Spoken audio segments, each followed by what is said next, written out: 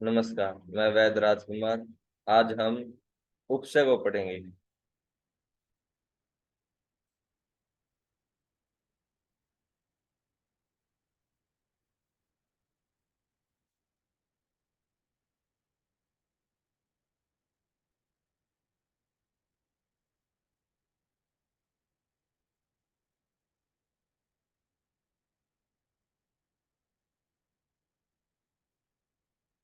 उपसर्ग हेतु व्याधि, हेतु विपरीत, व्याधि विपरीत, हेतु व्याधि विपरीत, हेतु विपर्य अस्तकारी, व्याधि विपर्य अस्तकारी, हेतु व्याधि विपरीत अस्तकारी।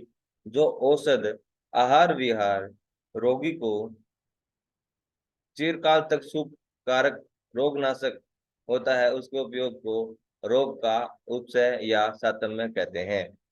यानी कि जो रोग, कोई भी रोग हो गया है और उसके हेतु है, जैसे कि किसी जबर का हेतु शीत है और उसका हेतु है शीत, तो हमें उसके अंदर हेतु में विपरीत औषध देंगे, जैसे उष्ण द्रव्य ठूंठी दे दिया तो उसको उसको वो सातव्य होगा, उसको हितकर होगा।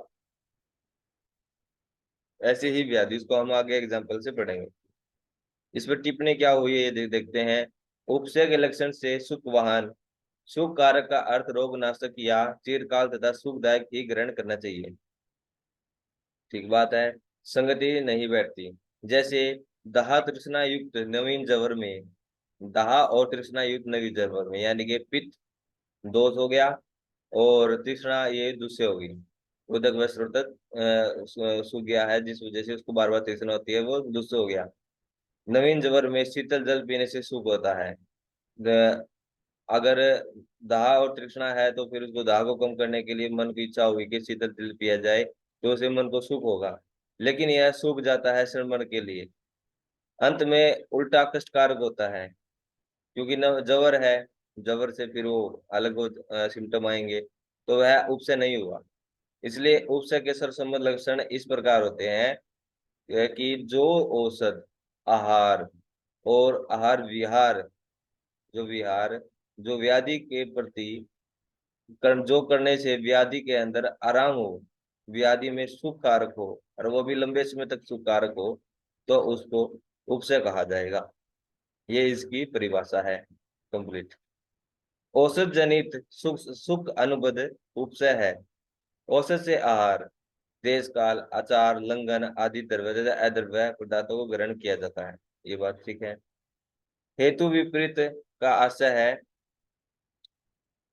हेतु विपरीत का आशय है रोग उत्पन्न करने वाले कारण रूप दोष के विपरीत कई द्रव्य दोष सामक हैं, जिनसे उस विकार को उत्पन्न करने वाले दोष समन होकर व्याधि भी समन हो जाती है। शीत ज्वर में सूठी, बिल्कुल है, क्योंकि शीत जो कारण है शीत ज्वर का वह शीत है। अगर उसमें उष्णता वाली चीजें देंगे, जैसे सूठी दे दिया, पिपली दे दिया, तो उसके अंदर उसका हेतु खत्म हो जाएगा और व्याधि का समन हो जाएगा, यानी कि संप्राप्ति चक्कर खत्म हो जाएगा, एक तरीके से जड़ खत्म हो जाएगी बीमारी की। व्याधि विपरीत का आशय है रोग के विपरीत होना। यद्यपि व्याधि विपरीत दोष विपरीत भी होता है, क्योंकि दोष ही तो व्याधि है। दोष ही, दोष का प्रकोप हो गया है, दोष ही असंतुलित है, तो उनको हम संतुलित कर देंगे तो व्याधि का शमन हो जाएगा। ये आयुर्वेद का मत है। एलोपैथी इसमें दूसरा है, वो हम बात नहीं करेंगे। तथा भी व्याधि को नष्ट करने की शक्ति उसमें विशेष रूप से होती है। इसी से कितने बार केवल हेतु विपरीत दोष सामक औषध व्याधि को समन नहीं कर पाती। जैसे कफ दोष लंघन से साध्य होता है, परंतु कफ जवर और गुलम में देश काल के समान होने पर भी गुलम में लंघन लाभदायक नहीं होता। व्याधि विपरीत में दोष सामक शक्ति भी होती है। ये बात सही है। यानी कि ये व्याधि विपरीत जो है, व्याधि विपरीत, व्याधि विपरीत के अंदर हम व्याधि के विपरीत औषध का प्रयोग करेंगे, ना कि हम हेतु के औषध, हेतु के विपरीत का प्रयोग करेंगे। इसलिए जैसे कि कफ जवर है, कफ जवर के अंदर हम उसका लंघन करवा देते हैं।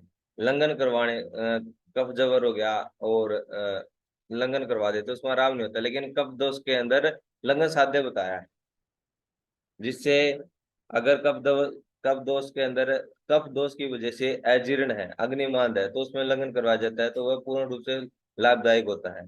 लेकिन कफ जबर के अंदर वह कफ जबर और गुल्म के अंदर, यानी कि दोदंश व्याधि होगी। कफ जबर के अंदर, कफ और जबर के अंदर पित्त हमेशा सामान्य रूप से जबर के अंदर पित्त प्रकोपित होता ही होता है। तो कफ और पित्त दोनों हो गए, और गुल्म के अंदर कफ और वात का हो गया, दबंधस व्याधि होगी। इसके अंदर हम व्याधि विपरीत औषध का प्रयोग नहीं कर पाएंगे और ना ही आराम होगा, क्योंकि कफ जबर में लगन करवा दिया तो फिर अग्निमान तो दूर हो जाएगा, लेकिन पूर्णतः आराम नहीं होगा। वैसे ही गुल्म के अंदर यदि हमने कफ कफ को ध्यान में रखकर हमने लंघन करवा दिया तो वात प्रकोपित हो जाएगा और फिर आराम नहीं होगा, पेशेंट की चिकित्सा नहीं हो पाएगी। इसलिए व्याधि विपरीत में दो सम्यक शक्ति भी होती है।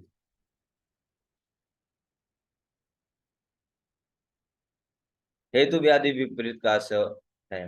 हाँ, हेतु और व्याधि दोनों के विपरीत अगर हम औषध, आहार और विहार का प्रयोग करेंगे तो उसमें बिल्कुल आराम होता है। जैसे देखते हैं, दोनों का समान रूप से उपयोगी हो, रोगोत्पादक कारण के भी विपरीत हो और स्वयं के रोग भी विपरीत हो, ऐसी औषध अधिक शक्ति संपन्न होती है। बिल्कुल सही बात है। ये हो गई हेतु विपरीत, व्याधि विपरीत और हेतु व्याधि विपरीत। इनका क्या प्रयोग किया जाएगा आने वाले फ्यूचर के अंदर अपने में? हम ये माधव निदान पढ़ रहे हैं, माधव निदान से हमें डिजीज के बारे में पता चलेगा, औषध के बारे में नहीं पता चलता है। औषध इसके अंदर पंच निदान में बताया गया कि उपसय के अंदर कि भाई व्याधि के अंदर हम औषध के बारे में युक्ति किस किस प्रकार से लगा सकते हैं।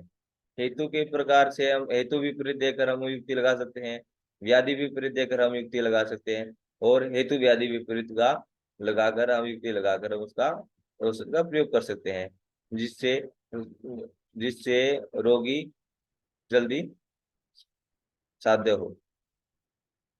विपरीत अर्थकारी का आशय है अपने विशिष्ट प्रभाव से हेतु के समानधर्मी होने पर भी अवान्तर व धर्म के कारण रोग को शांत करता है। यानी कि इसमें जो विशिष्ट आप औषध का ऐसा विशिष्ट प्रभाव हो जो दोष के जो दोष प्रकोपित हुआ है उसके तो समानधर्मी हो, लेकिन अपने प्रभाव के कारण उस दोष को शांत करता हो। जैसे अग्नि से जलने पर अग्नि के समान धर्मी अग्नि गुण प्रदान अगरु लेप करने पर लाभ होता है। यह उसके प्रभाव के कारण ही है। इसी तरह औषध, आहार विहार के भी हेतु विपरीत अर्थकारी, व्याधि विपरीत अर्थकारी और उभय विपरीत अर्थकारी गति समझनी चाहिए। चलो अब आगे उदाहरण के अनुसार उपचय को और ज्यादा समझा जाएगा। उपचय के उदाहरण सारणी: नाम, औषध, आहार और विहार। हेतु विपरीत: कफ जबर में सोंठ और उष्ण औषध। ये बिल्कुल सही बात है, इसे हेतु का विपरीत हो गया। हेतु कफ जबर के अंदर उसका हेतु होता है स्निग्ध और शीत द्रव्य का अधिक सेवन, तो हमने उसका उल्टा कर दिया, हमने उष्ण द्रव्यों का अधिक प्रयोग करवा दिया तो कफ जबर का शमन हो गया। आहार: परिश्रम और वायु से उत्पन्न रोगों में मांस का रस और बात। परिश्रम और वायु: परिश्रम से रुक्षता, परिश्रम परिश्रम और वायु की अधिकता से शरीर के अंदर रुक्षता, और वायु की वृद्धि से उनके अंदर दौर्बल्य और सारे शरीर में पीड़ा होने लग जाती थी, जिसके कारण अब इसके अंदर हमने बलवर्धक औषध का प्रयोग करना पड़ेगा, उससे हेतु को विपरीत करना पड़ेगा। तो मांस का रस और बात, यह बलवर्धक है और दीपन पाचन है। दीपन पाचन औषधियों के साथ हमने मांस और का रस और बात का प्रयोग करने पर वायु का शमन और परिश्रम से आई हुई थकावट का शमन हो जाएगा। ये हेतु विपरीत हो गया। विहार: दिन में सोने के कारण उत्पन्न हुए कफ रोग में उसके विपरीत रात में जागरण। दिन में सोने से कफ बढ़ता है और रात्रि जागने से वात की वृद्धि होती है। तो ये कफ बढ़ रहा था तो वात भी बढ़ गया और उन्होंने एक दूसरे को शांत कर दिया, दोष संतुलित हो गए और व्याधि का शमन हो गया। व्याधि विपरीत: अतिसार में पाटला। अतिसार में पाटला, अतिसार पाटला एक स्तंभक द्रव्य है, जिससे अतिसार में प्रयोग करने से स्तंभन हो जाएगा और अतिसार का शमन हो जाएगा। लेकिन क्या हुआ, इससे दोष का शमन नहीं हुआ, इससे सिर्फ अतिसार का स्तंभन हुआ है। दस्त बंद करने वाले पत्ता है मसूर, इसमें खाने के लिए मसूर दाल का प्रयोग कर दिया। उदावर्त में अधोवायु का अनुलोमन, अगर वायु ऊपर की तरफ चली गई है तो ज्यादा, यानी कि डकारे आ गई है, छाती में जकड़न हो चुकी है, छींके बार बार आने की कोशिश करे लेकिन आ नहीं रही है, सिर में दर्द है, और ऐसा मालूम होता है कि पेशेंट को कई दिनों से कब्ज है, तो उस उदावर्त को हमने नीचे की वायु के द्वारा अधोवायु का अनुलोमन करके उसको नीचे की तरफ से निकाला जाता है, तो उसमें व्याधि का शमन हो जाता है। व्याधि का शमन होता है, ना कि हेतु का शमन होता है। हेतु व्याधि विपरीत, वात जन्य शोथ में 10 मूल का कवात, वात और शोथ दोनों का नाशक होता है। हाँ, यदि वात जन्य शोथ है, वात हो गया दोष और शोथ हो गया व्याधि। वात के कारण शोथ उत्पन्न हुआ है तो हमने वात और शोथ दोनों का शमन करने वाली ऐसी औषध का युक्ति लगानी चाहिए जो जिसमें दोनों का नाश हो। तो 10 मूल कवात, 10 मूल जो का कवात है वह वात नाशक है और शोथ नाशक है, तो ये व्याधि और हेतु दोनों विपरीत हो गया। वात कफ जन्य संग्रहणी में तक्कर का सेवन वात नाशक, कफ नाशक और संग्रहणी नाशक है। वात कफ जन्य संग्रहणी में तक्कर, तक्कर उष्ण है और वात का नाशन करेगा, और तक्कर के साथ जीरा, सौंठ आदि का प्रयोग करने पर वह कफ का नाश करेगा। तो यह वात नाशक, कफ नाशक और संग्रहणी नाशक इसके प्रभाव के कारण है। दिन में सोने से सततता के कारण उत्पन्न तंद्रा में, रात्रि में जागरण तंद्रा और स्निग्धता के विपरीत है। हाँ, ये भी सही है। दिन में सोने से अधिक तंद्रा होती है, यानी कि तम की मात्रा तम, शरीर में तम गुण बढ़ जाता है, और शरीर में स्निग्धता ज्यादा आ जाती है, गले से बलगम निकलने लग जाता है। पेशेंट कहता है कि मैं मेरे गले से बलगम ज्यादा निकल रहा है, और सिर भारीपन रहता है। ऐसे के अंदर रात्रि जागरण के अंदर वायु का प्रकोप होने पर कफ का क्षय हो जाता है, जिससे व्याधि और हेतु दोनों के विपरीत कार्य होता है और चिकित्सा हो जाती है। हेतु विपर्य अर्थकारी, यानी कि हेतु हो पित्त जन्य स्रोत में पित्त कारक उष्ण पिंडी का बांधना। पित्त जन्य स्रोत है, ये पित्त व्याधि के पित्त दोष के कारण बना हुआ है और उसके बाद शोथ हो गया है, तो उसमें पित्त यानी कि उष्ण उष्ण यानी कि उष्ण गुण युक्त ही उष्ण पिंडिका बांधने से वह वर्ण और शोथ को समाप्त कर देता है, यानी कि पित्त को शांत कर देता है, वर्ण को भर के यानी कि पकव करके इसको खत्म कर देता है। पित्त जन्य शोथ में दाह कारक भोजन करना। पित्त जन्य शोथ के अंदर, अच्छा, शोथ के अंदर कफ का थोड़ा बहुत अनुबंध होता है, जिसके कारण दाह कारक भोजन उसमें प्रयोग करता है, और उष्ण पीढ़ी के अंदर उसमें थोड़ा बहुत कफ का भी अनुबंध माना जाता है, कहीं कहीं आचार्य और कहीं किसी आचार्य के अनुसार नहीं माना जाता है। यह एक जब पेशेंट आता है तो देखा जाता है। वात जन्य अनुवाद में बह देना, व्याधि विपरीत अर्थकारी, सर्दी रोग में वमन कारक वैनफल आदि।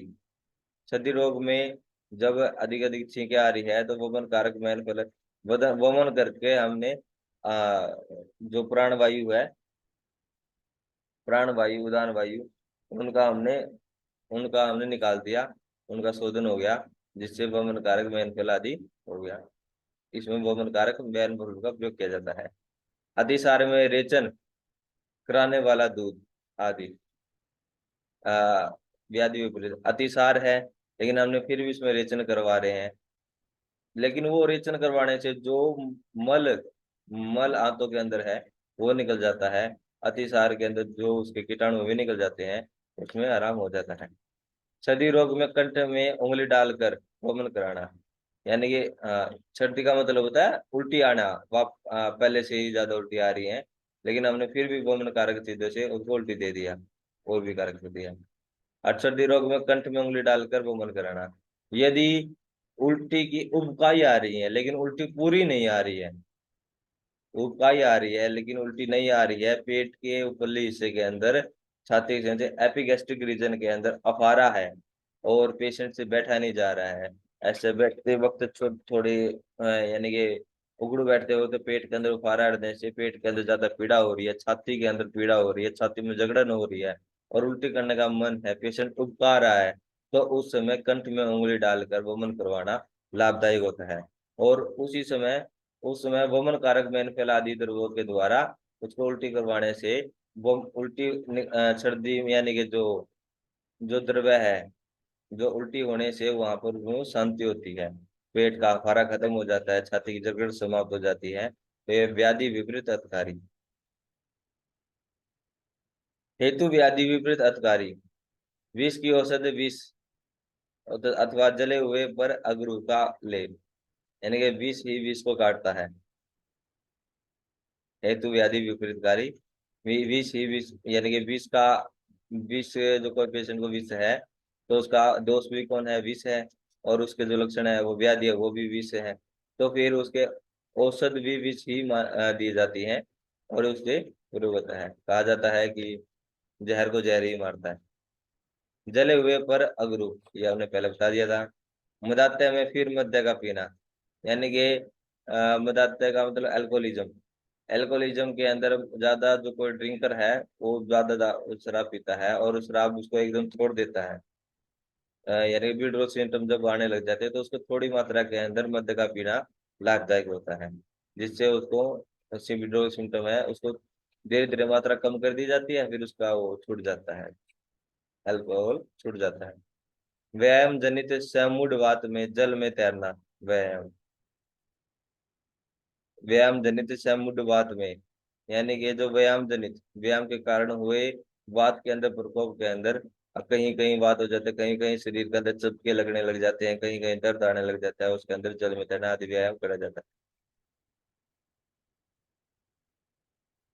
अनुपसय क्या होता है? उपसय के विपरीत जो है उसे अनुपसय कहते हैं, इसी को व्याध्याय सातवा कहते हैं। यानी कि जो औषध, आहार और विहार व्याधि को ही बढ़ाए उन्हें अनुपसय कहते हैं। निदान के दो उपभेद बताए गए, उत्पादक निदान और वर्धक निदान। उत्पादक निदान को निदान मात्र भी कहते हैं। यह रोग को प्रारंभ में उत्पन्न करता है, वह प्रधान होता है। इसमें रोग को उत्पन्न करने वाले आहार विहार औषध का समावेश है। वर्धक निदान, रोग उत्पन्न हो गया लेकिन उसको वृद्धि कराने के जो कारण है वह वर्धक निदान कहलाते हैं, उन्हें अनुषवि कहते हैं। इनका तो रोग और उद्रव का साफ संबंध है, एक प्रधान है दूसरा अप्रधान है, पर वास्तव में दोनों है एक, एक जातीय ही है। जैसे कभी जवर का उपद्रव अतिसार और कभी अतिसार का उपद्रव जवर, उसी प्रकार जो द्रव्य एक स्थान पर निदान है वह दूसरे स्थान पर उपसय अनुसय हो जाता है। हाँ बिल्कुल हो जाता है। अनुसय व्याधि ज्ञान के लिए उपसय के समान ही सहायक है। चरक आचार्य जी ने कहा भी है, गुड़लिंग वाली व्याधि का अनिश्चय उपसय और अनुसय से करना चाहिए। अनुपसय व्याधि ज्ञान के लिए उपसय के समान ही सहायक है। चरक आचार्य जी ने कहा है, गुड़लिंग अस्पष्ट लक्षण वाली व्याधि का निश्चय उपसय और अनुसय से करना चाहिए।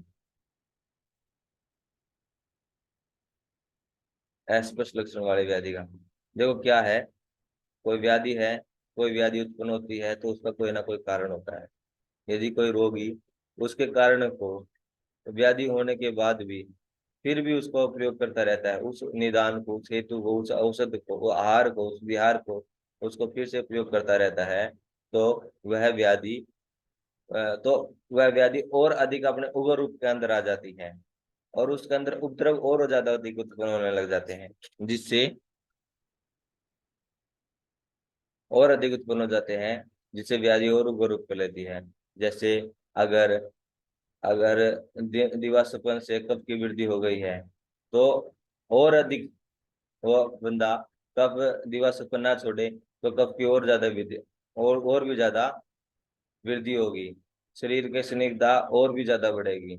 अधिक स्निग्धता बढ़ने से सिर के अंदर भारीपन और भी ज्यादा होगा, पेशेंट को और भी ज्यादा सिर के अंदर सिर पीड़ा होने लग सकती है, गौरव हो सकता है, बेचैनी हो सकती है, और कफ, कफ के जितने भी दोष है, कफ यानी कि 40 व्याधि है, प्रमेय भी हो सकता है, अनेक अनेक व्याधि हो सकती है इसके अंदर, तो इस प्रकार से उसकी व्याधि का अधिक बढ़ सकती है। तो उपसय और अनुपसय चिकित्सा के अंदर बहुत ही ज्यादा उपयोगी है। आज के लिए बस इतना ही। धन्यवाद।